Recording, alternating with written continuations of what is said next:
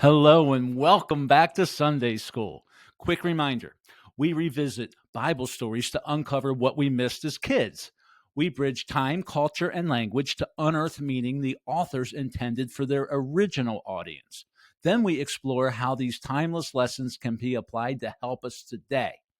Let's keep the Sunday School feel in the curious minds of children while we peel back the layers to discover ancient but very relevant wisdom.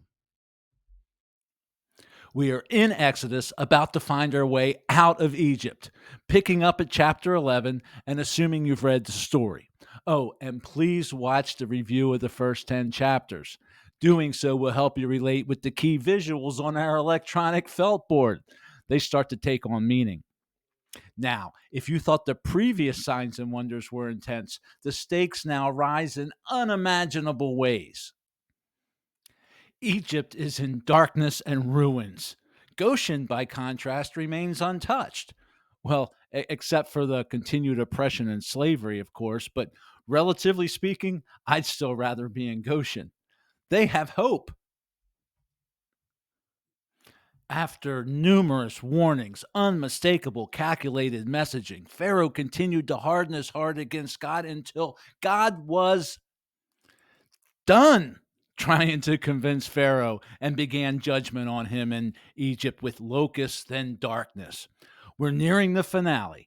Egypt is in bad shape, and a most devastating act of God, the death of the firstborn, is next. Chapter 11 includes a flashback explaining what Moses had told Pharaoh just before the two parted for the last time in chapter 10, and the bargaining was over. Our Bibles weren't written in chapters and verses. They were added about 500 years ago for convenience, so be careful considering them as scene breaks. Chapters are not original to the author. This act of God is different from the others in many ways. It breaks Pharaoh. How's it different? Well, first, God assures Moses this is the last one. After what was probably 9 months or so of signs, wonders, and judgments, this one will result in them being forced to leave. From I will not let Israel go to a command to get out.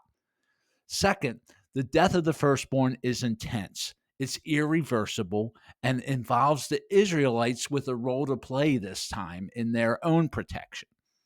Finally, this affliction is unique because it's handled by God himself. There's no staff work by Moses or Aaron. They will be participants like the rest of the Israelites. God now instructs Moses to speak to the Israelites. Moses has been speaking only to Pharaoh since chapter 6 when the Hebrews got upset with Moses over the whole straw incident. The Hebrews didn't understand the plan. But when God protected Goshen during the plagues and the incredible distinction was witnessed by everyone, God gained the trust of his people.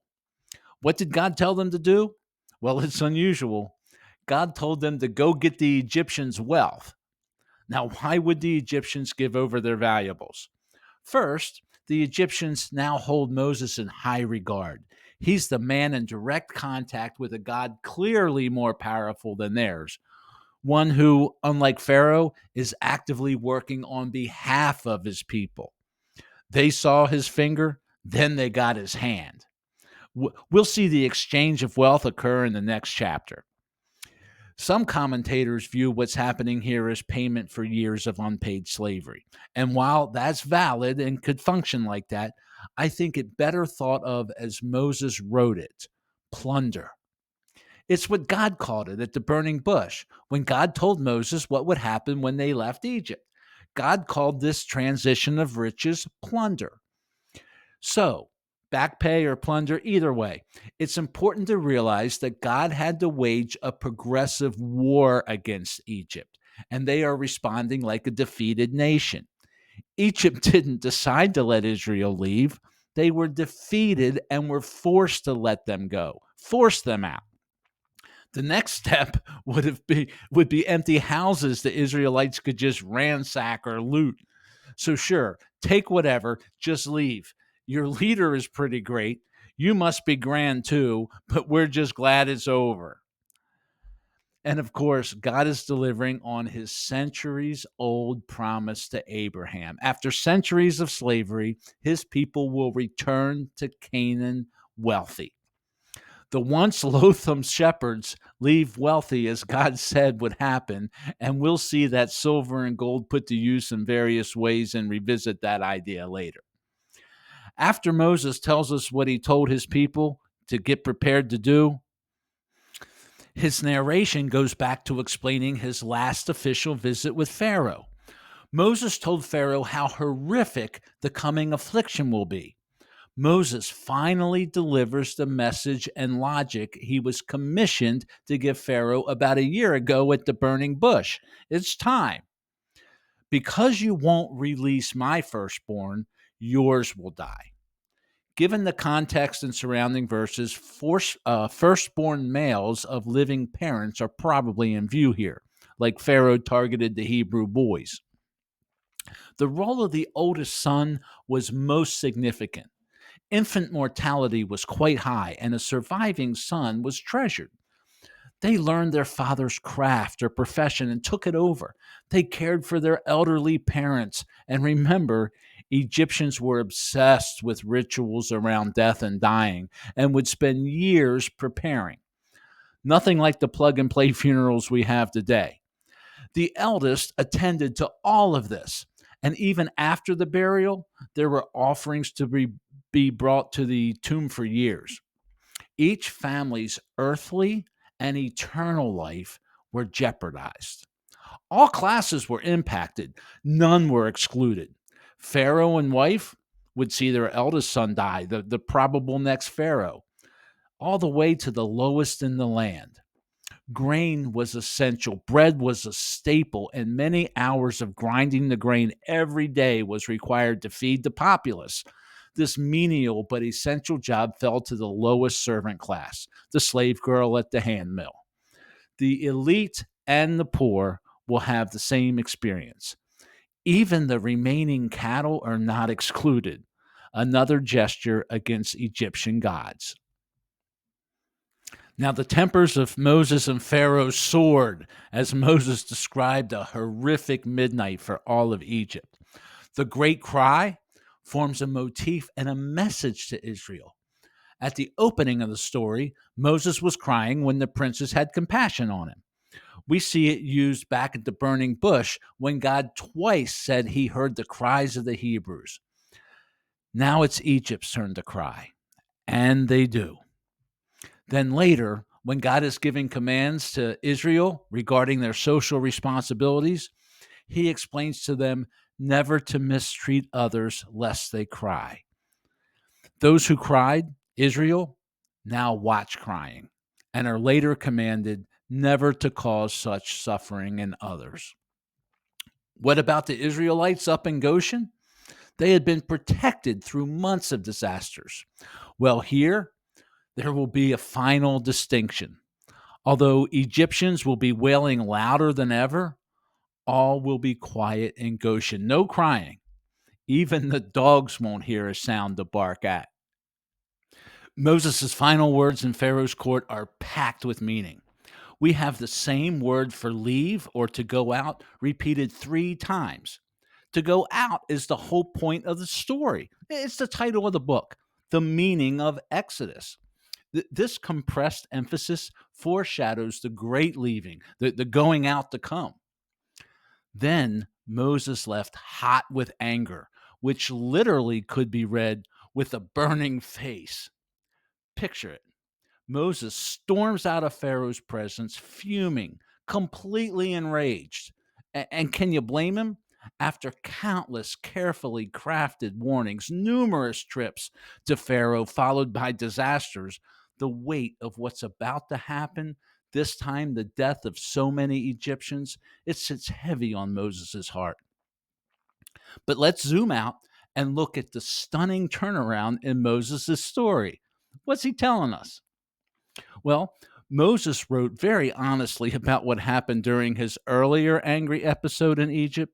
He impulsively sought justice and he killed a man, an Egyptian, for beating an Israelite. This time, he is angry because Pharaoh's hard heart will kill many Egyptians. The first time Moses got angry, his own refused to listen to him. Now we'll see they will follow his instructions precisely. The first time Moses was angry, his dramatic exit was as a scared fugitive running for his life. Here, Moses goes out with authority, firm in his righteous anger, and conscious of consequences. After Moses' first angry episode, Pharaoh sought to kill him. This time, Pharaoh's officials will hunt him again, but not to arrest him, but to bow before him and beg. Heretofore, Moses has gone to Pharaoh.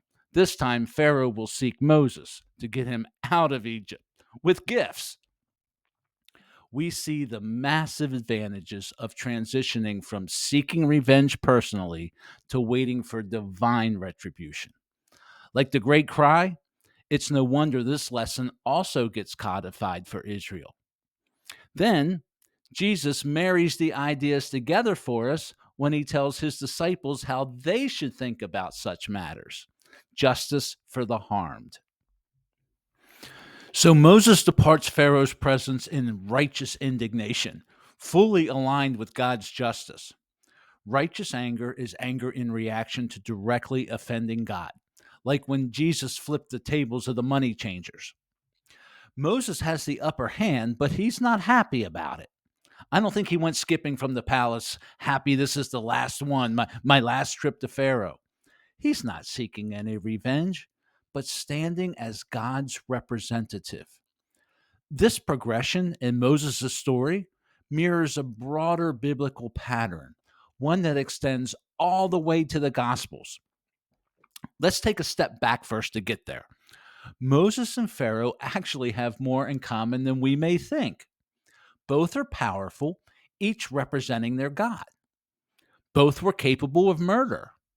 And most strikingly, both resisted Yahweh's call when confronted with signs and wonders. Yes, at the burning bush, Moses saw clear evidence of God's power. His staff, when he tossed it, turned into a serpent. His hand became diseased and was restored. And God foretold that he would turn water into blood. Yet, despite these signs, Moses still refused to participate in freeing the Israelites. He was just more polite about it than Pharaoh. He had a list of objections and excuses. What finally convinced Moses? Well, God's anger was the tipping point. Look at the very next verse. Not listening to Yahweh has consequences. Only then did Moses relent and go to Egypt. Now let's compare that to Pharaoh, who also saw undeniable signs, Egypt in ruins, but continued to resist. His tipping point wasn't an internal change, it was divine judgment forcing his hand. He'll concede, but only after God breaks him. And this tension, seeing signs or having no excuse for not knowing better, is something we see repeated in the Bible.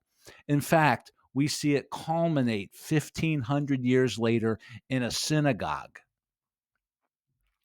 So let's fast forward 1,500 years from Moses' showdown with Pharaoh to a heated moment in the Gospels, Mark chapter 3. Jesus, like Moses, is angrily staring down hardened hearts. Only this time, it's the religious elite, not an Egyptian king, refusing to care for their flock. Jesus is at a synagogue on the Sabbath, like being at church on Sunday, and there's a man there with a diseased hand. Jesus has the man stand up in front of everyone so there could be no mistake about what happened. All could witness as Jesus openly, publicly has the man stretch out his hand and he restores it. Jesus heals the man's hand. And the religious rebels, they go out. And this act began the plot to kill Jesus. Does anything sound familiar? We've seen this script before. Let's look at the parallels. an angry but righteous leader standing in opposition to hardened hearts witnessing but resisting God's work. A miraculous sign that should have led to acknowledging God, but it's wrapped in a shrewd murder plot. Check, check, check. The Pharisees, the supposed shepherds of Israel to do God's will on earth, were in the same position as Pharaoh, witnessing an undeniable act of God, should know better, yet they dismiss it. Instead of celebrating a miracle, they pounced on an objection, an excuse to refuse it. Well, it's the Sabbath, and clearly healing is work. This guy's got to go. Now let's rewind to the burning bush. When God first called Moses, he gave him 3 miraculous signs as a confidence booster: the staff to snake back to staff again, turning water into blood, both a preview of what's coming, and a diseased hand that gets miraculously restored. Hold on to that one. We know that Moses performed the staff to snake transformation in front of Pharaoh, and he turned the Nile into blood. But where's the hand miracle? Look back at the whole story. It's missing. Now, for first century Jews, especially scholars and students of their most famous story, they must have noticed this. The story ends and it's a natural question, a dangling participle. It feels incomplete, a missing miracle. God gave Moses 3 signs, but only 2 make it into the public record. So, what happened to the third one? What if the restoration of the hand was never missing? What if it was just waiting for the greater Moses to use it in the perfect moment? Jesus restores a withered hand in front of an audience with hardened hearts. And just like in Exodus, the same Greek word for restore is used in both miracles: Moses at the bush and here. Could we have an Exodus moment in a synagogue? Pharaoh has been replaced by Pharisees. The palace is now a synagogue. The hardened hearts remain the same. And the missing miracle? It shows up when Jesus confronts a new generation of oppressors. And there's one more thing, an important contrast. Moses stormed out of Pharaoh's court in righteous anger at the injustice and devastation about to come upon Egypt, hot with anger. But why? Because Pharaoh had hardened his heart and refused to recognize the Lord. Moses returned to his people to prepare them for salvation and kick off their exodus. Compare this to the Pharisees in Mark. It's the same word for went out we saw compressed 3 times, the whole meaning of the book. Moses went out righteously angry at Pharaoh's hard heart and injustice. The Pharisees went out unrighteously angry at Jesus' act of mercy. Moses was angry at oppression. The Pharisees, the first century pharaohs, totally missed the compassion and totally missed God's bigger Exodus plan. Moses left angry to prepare for God's deliverance. The Pharisees' anger led to their plot to kill Jesus, and ironically, to prepare for the ultimate deliverance or exodus of humanity with signs and wonders right in front of them. Same Greek verb, same dramatic exit, same dramatic result. And finally, the phrase stretch out your hand shows up in Exodus when Moses stretched out his hand over the Red Sea and the waters returned or are restored. Same Greek word for restore. And Pharaoh's army was wiped out.